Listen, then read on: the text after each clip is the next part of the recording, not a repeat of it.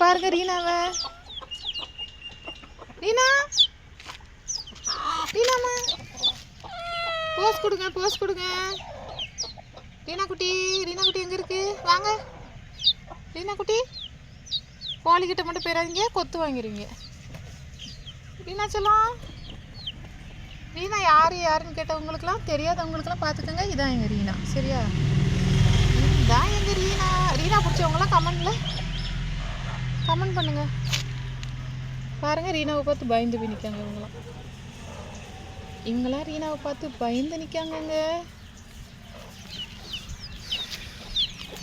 இவங்களாம் பயிரவே மாட்டாங்க, ஏன்னா பெரிய பிள்ளைகள் ஆகிட்டாங்க. பெரிய கோழி, பெரிய சேவல், சரியா? எங்கள் வீட்டில் உள்ள செடி பார்த்தீங்களா?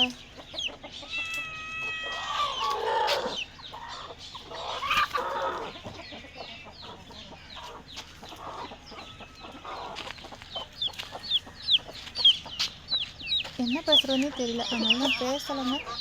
வீடியோ மட்டும் பாருங்கள், ஓகேவா?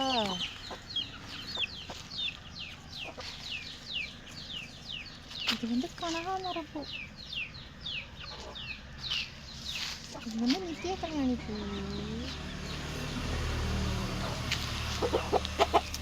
இது வந்து செம்பருத்தி பூ.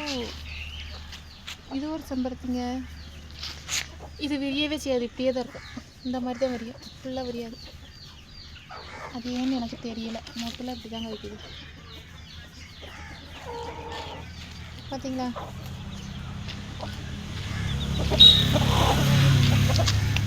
பார்த்தீங்களா? இவங்க வந்து குளிக்கிறாங்க.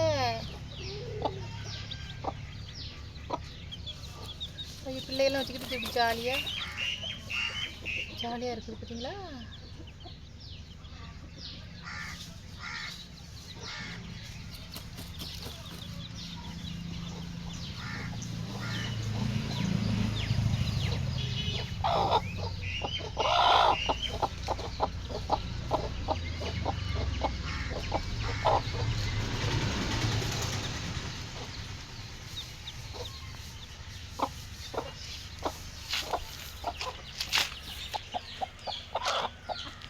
இவங்க வந்து அடக்கோழிங்க, முட்டை இட்டு முடிச்சுட்டு இருக்காங்க.